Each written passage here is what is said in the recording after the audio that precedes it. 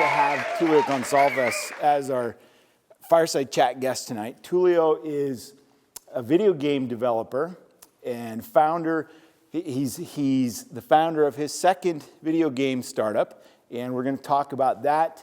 2Dream is the name of the company. We'll talk about that. We'll talk a little bit about how he got to 2Dream. So we're just going to talk about some stuff and his startup story. So please welcome Tulio Goncalves.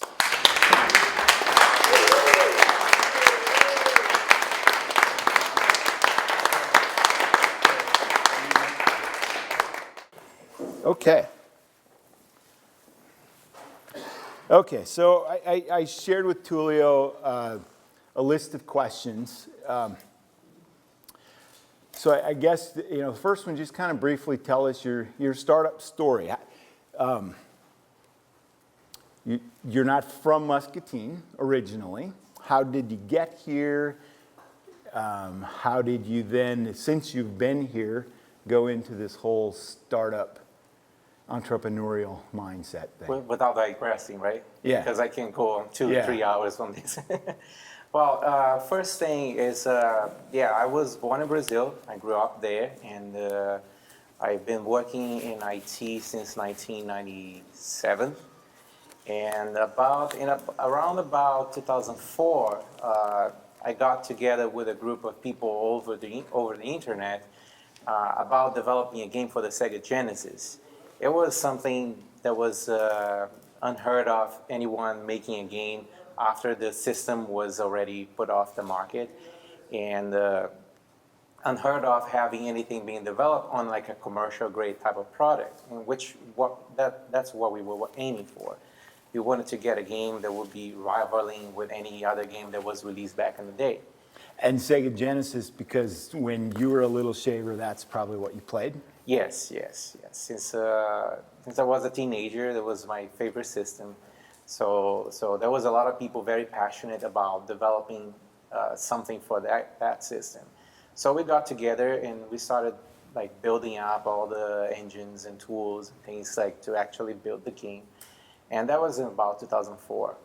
And around 2008, 2006, I was working for a company which was actually hired by H&I Corporation to bring IT people to US, like to complement their staff. They were doing staff augmentation essentially. And because I had some level of proficient English back then, I got chosen to come and be here in Muscatine. Which was kind of surprising to me to know there was like such a large company here in Muscatine, like in Brazil, 25,000 population town, doesn't have like a lot of business and things going on like this, so it was very surprising. And once I come here, I definitely got myself very comfortable with the environment and very acquainted with all the people around me, very hospitable people, so I enjoy a lot of that.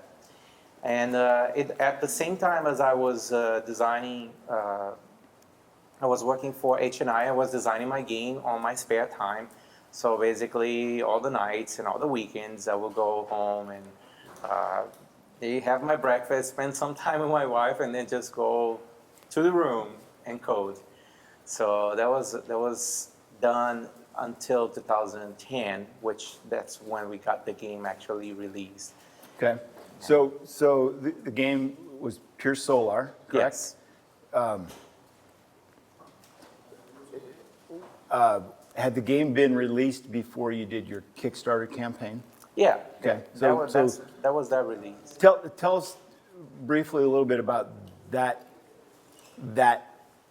journey, I guess, then. So you had your game. Right. A bunch of guys from all over the world.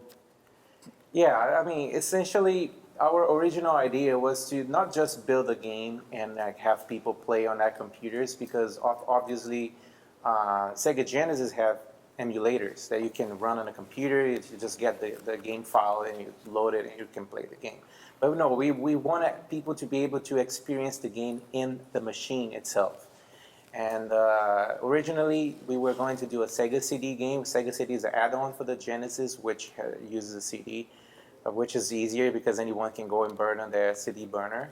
But it proven way harder than we expected once we did that migration from testing on emulator to actually started testing on real hardware. And since the platform is already off the market, the Sega doesn't support it anymore. And then we thought that instead of struggling a lot, let's just go back to the cartridge format. Okay. Because those games use physical cartridges, right? So, which was a good thing from the perspective of we know exactly how to work with this. We can get the game running on high speed, no need for loading times and the stuff. But on the other hand, it put an obstacle for people who want to play the game to have the game, because now you need to have a cartridge. And unlike the CD, in which I can just put the image out there for people to download and burn their CDs, we can't do that with a cartridge. You need to have the physical media, and that costs money. So that's when we decided to actually go and research manufacturing. And that was a big journey, like you said. My business partner was working in France, and he got a job in China. And so he actually moved to China, and he started like moving around Hong Kong, Shenzhen, and getting quotes from factories and then kind of getting a feel of that market. And eventually we figured out that we could do it. So we put the game in 2008, we put the game for pre-ordering. And essentially we wanted to manufacture 2,000 units. And that pre-ordering for 2,000 units of a system that died in 1995 ended in around March of the next year, so 2009. So by then, we already had all the orders that we needed to raise enough money to go and do the manufacturing. And that's when we started working on the design of the packaging and the cartridge media and everything. And that was before you did the Kickstarter campaign? Yeah, way before. Kickstarter. So you had this product ready to go to market on, I'm assuming, a relatively small scale, and you decided you wanted to be able to scale it. So is that the reason for the Kickstarter? Yeah, well, there are many reasons, but the main reason was that a lot of people don't have Sega Genesis anymore, but a lot of people still enjoys the type of game that we made. So after we got the game manufactured and released, and we did many batches of re-releases of the game because the demand was still on and on. Every batch of 2,000 units would sell in like 2 weeks. So we just thought like, well, there's still a lot of people who wants to play this, and we started researching about how much it would cost to rebuild the game with like HD graphics. Okay. And that's when we saw, wow, that's going to cost us a lot of money. And what are the alternatives?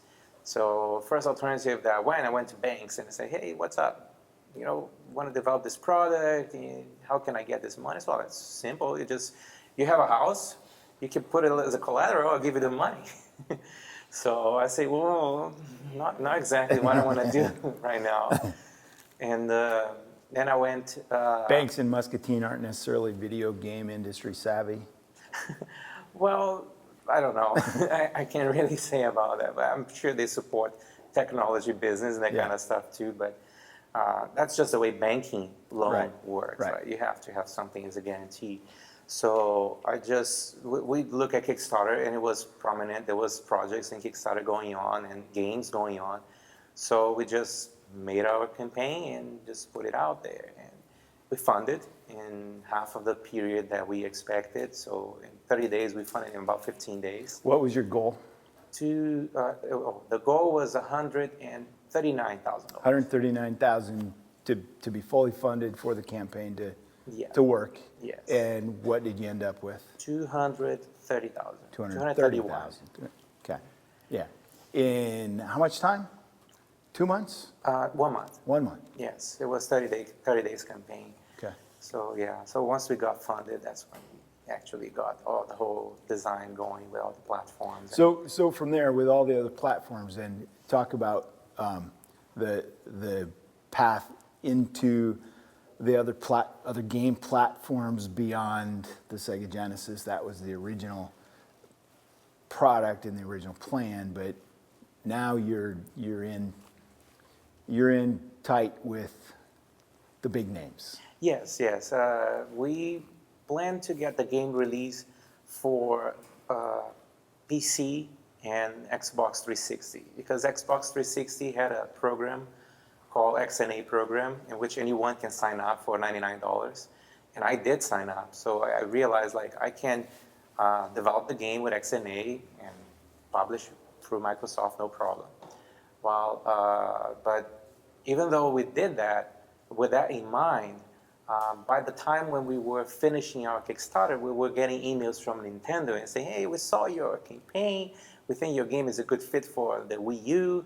And why don't you, why won't we have a meeting and talk about it? And then we talked about it. They got us licensed. And then later on, we got contacted by Sony. Like a week and a half later, we got contacted by Sony. And they got us signed up as well. And then we were in the business. We were getting dev kits. We were talking earlier about the obstacles with Xbox. Tell us that, and then tell us how how Xbox finally said, or Microsoft finally said, okay. Yeah, well, the thing is that by the time when we did a Kickstarter in 2012, by 2013, they kind of announced that they were phasing out the XNA program. And there was a lot of people in the XNA program saying their games were not being reviewed anymore. And I was like, okay, the only way that we can do this is with the full publisher license, which is the XDK. So I started applying for XDK license. You can just go to Microsoft website, fill a form, pitch your game, and send to them. And we did it, and then no reply in a month, so we did it again, and no reply, and we did it again, and we kept doing it. I keep sending them the email saying, hey, we have this is our form, it's all filled, and we have this game. And unfortunately, Microsoft was not responding to that. And by I think about September 2013, I decided to make an announcement that we got licensed by Sony, because even though we were licensed by Sony, since it wasn't a main platform, I want to market surprise people with that. But I decided to make that announcement and give a status update on the Microsoft thing. So I made a video because most of our updates on Kickstarter were video updates. I think it's the best way to communicate to people. So I did a video and say, hey, we got licensed by Sony. We're very happy about that, and etc. And then, by the way, about Microsoft, we've been sending them emails monthly and no reply. And 2 days later, I got called by director of ID at Xbox. Okay, cool. There was a big buzz from the people, from our backers on the forums that Microsoft reads those forums, of course. They want to know what players want. And they just call me and say, well, I heard you're having issues with licensing. I say, yeah. Well, actually, we haven't heard of you at all. And it's like, okay, well, we're going to get this solved. And next week, I was signing papers. So. Cool. So your Kickstarter campaign, how many backers did you have? Did you tell me? 3,500. 3,500 plus. and I'm assuming that these are more than just avid video game fans. These are people that are very vocal in the market. Well, I would say many of them, especially Xbox gamers, modern gamers, like to go and voice their opinion a lot. And we also had a lot of support from people who actually still play the Dreamcast, the Sega Dreamcast, because that was one of the platforms that we announced for. And they were amazing in supporting us, and they paid a big chunk of that Kickstarter. But definitely having those players of Xbox and PC players, which went there and say those things about we want to see this game, why isn't Microsoft moving, made a big difference. Okay. You when we were talking earlier, you said the power of the crowd. I mean, that Yes. was a big thing that drove. Yes, absolutely. So from Kickstarter being a crowdfunding platform, but it's not just the funding, it's also the voice of the crowd. Yes. Yeah, okay. All right, so talk to us about getting from there with Watermelon Corporation, which was your first startup that did launched Pure Solar, and now you've left watermelon and you're moving into 2Dream. Tell us a little bit about, I guess, the transition. How did you go from the one company? What were some of the reasons to move on? And then what are your plans moving forward? Well, we at Watermelon, initially at Watermelon, we built a large community. And that was one of the big steps that enabled us to like run a Kickstarter and everything.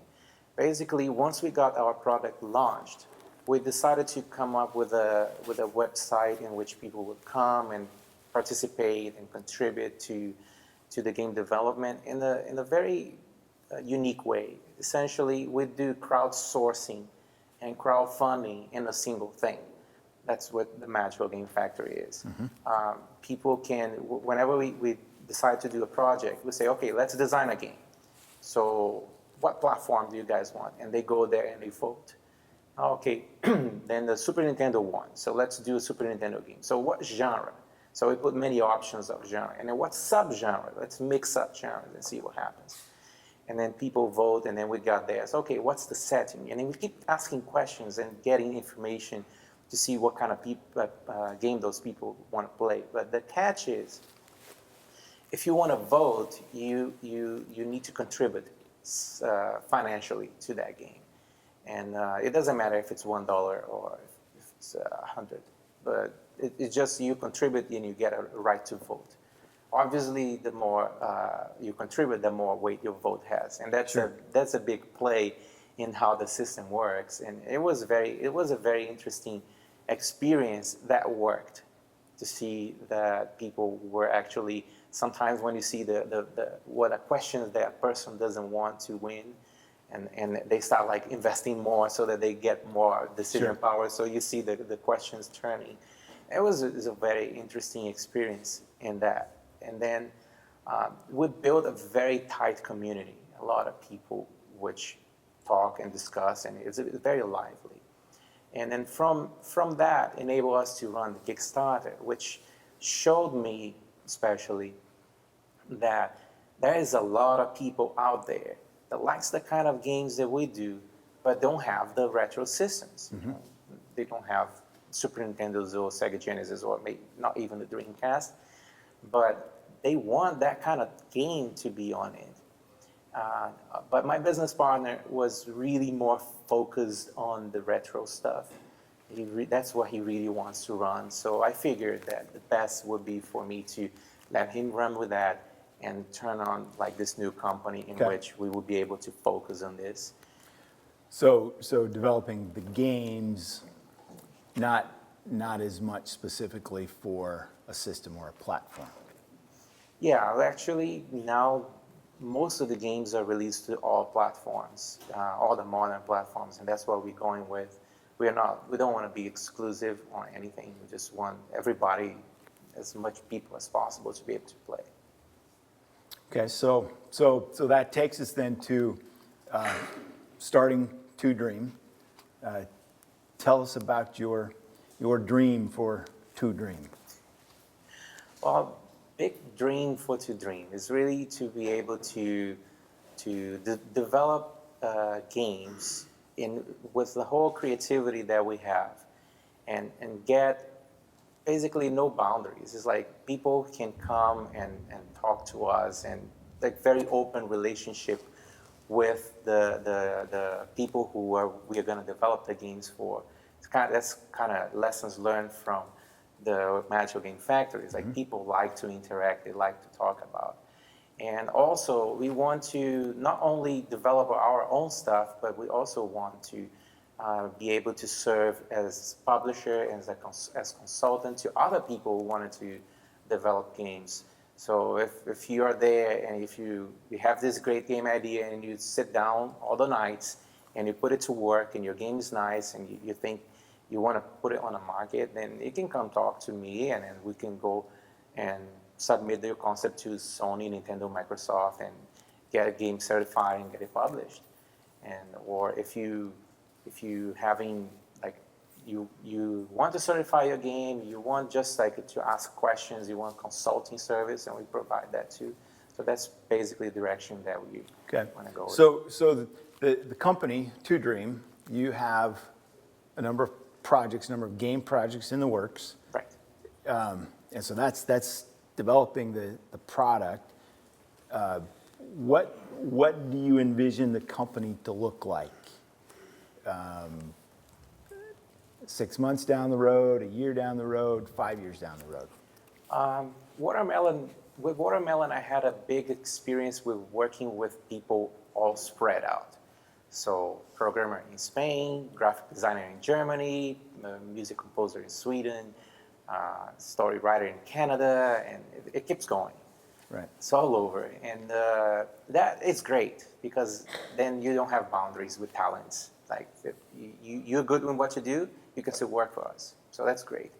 On the other hand, you lose a bit of the synergy. And my big wish for 2Dream is to be able to have this pool of talents that are there, the core, the people who is like a really creative mind, like working in synergy. And like, I have this great idea, come to my table, let me show you, and like brainstorm right there. That's what I want. Right here in your office. Yes, in exactly. Muscatine, Yeah, as of opposed course. to, yeah. Yes, exactly. And well, of course, if people want to join from far away, and then that's fine. I mean, we've worked with that before, and we know it works.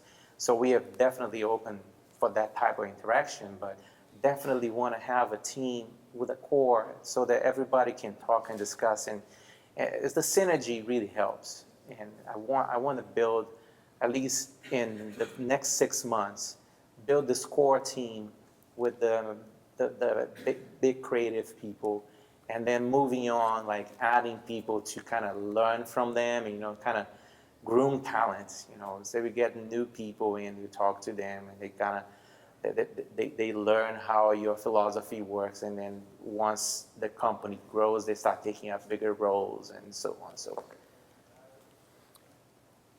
Okay, so bringing talent into 2Dream here in Muscatine, where will you find that talent, and what will it take to get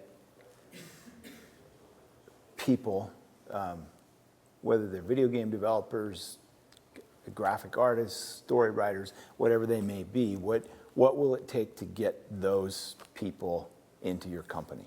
What do you need to do? First, I think it's to get ourselves known, get the word out that we are here, that we are doing this, and we think the potential is here. There's no need to go look anywhere. It's like there's smart people in Muscatine and everywhere around the Midwest, And and then I think the next thing is really kind of bringing that mindset that we can do this here. You don't have to go to California to develop games. You can do it anywhere.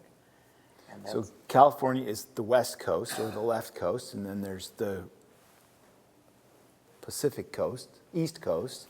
So we're the mid coast. We're the mid coast. We're the mid coast. Yeah. Because the Corn river's Valley. Right out there. The Corn Valley. Yeah, that doesn't work. Okay. Okay, so what's next step specifically? What's next for 2Dream? Well, it's really getting our capital going. It's a big part in what we need to get the company running, and just really develop the games. And we have at least 7 games concepts already done. We are building the tool set. It's really about just getting the resources ready and starting to run the company. It's really okay. So if money was not an issue, you had this wonderful flow stream of money coming in right now. How fast would you get your first product to market? I would say 6 to 8 months. Okay. So we can look for, by this time next year, we certainly will have 2Dream products all over the world in Hopefully at least video 2 games game launched. systems. 2 games. Yeah, Okay. hopefully. Okay. I've got a couple of kind of umbrella wrap-up questions. The first is, Tulio, what would you want other entrepreneurs, other folks in the room, to learn from your experiences so far? I would say first thing is never give up your ideas. Like if you're already a business owner and you're going through obstacles and issues, don't worry, don't give up. Like just give your best, and you will find solutions and you get things going. And for those who are not entrepreneurs yet, I would say keep chasing your dreams because they are your dreams. Nobody else would make them happen for you. It has to be you. You're the one who has to go there and work those nights and scratch your head as much as necessary and have the things like build up stuff. It doesn't have to be overnight. It doesn't have to be over a month. It can take 6 years like it took for us to get our first game released. And, but eventually it happened. And when it happened, you see all of that reward of see your product there or whatever it is you make. If you provide service, you will see your customer happy. That's really rewarding. And I would say never give up of doing that. So if you want it, just go ahead, chase it. You'll get it. Cool. All right, so what's the worst part about being an entrepreneur? Worst, I would say it's a bit of the pressure of being the one who carries on. You carry a burden of lots of people that are following what you're doing. So I would say it's that little pressure that is always there, like it cannot fail because there are other people out there that if I fail, I affect all of them. And that's I would say that would be the thing that is a little tough sometimes. Okay. I got that similar feeling during my projects because of what's pre-ordering. So I always had that thing on the back of my mind that people already paid for this. I need to deliver. They're counting on me. And I think after you move on into the company, having employees and everything, it's like you feel responsible for your family. You know, it's like they are under you, so you have to do your best so that they can also thrive. Yeah, that's one of it. That's the worst. Okay. So what's the best part about being an entrepreneur? Well, you don't owe anybody any explanation. So you have full creative freedom. So yeah, I want to do this because I believe in this. I don't have to go there and convince someone that you have a good idea. So you have a good idea and you will make it and you will prove to everyone without even have to ask them anything. It's like, here, this is what I did and people will look and say, well, this is great and I enjoy this. And if you fail, you will learn from it and you'll be able to do it again and keep going. So that freedom of like being able to do whatever you want, I would say is the best part. Awesome. Okay, let's open this up for a Q&A. This is awesome to hear your story. So is 2Dream still connected to the Magic Game Factory? Or if not, will you recreate something like that? Yeah, our Magical Game Factory is watermelon, is associated fully with watermelon. So as we build our company and our games, one of the things that we're going to build is our community infrastructure. So most likely we're going to go back to Magical Game Factory and say, hey guys, this is our new company. Please come and check our website and try to get people to also participate in our community. But yeah, we're gonna rebuild it, but it's kind of a thing that everyone who participated in Watermelon knew what was my role in it. So I know I can count on support of a lot of people already.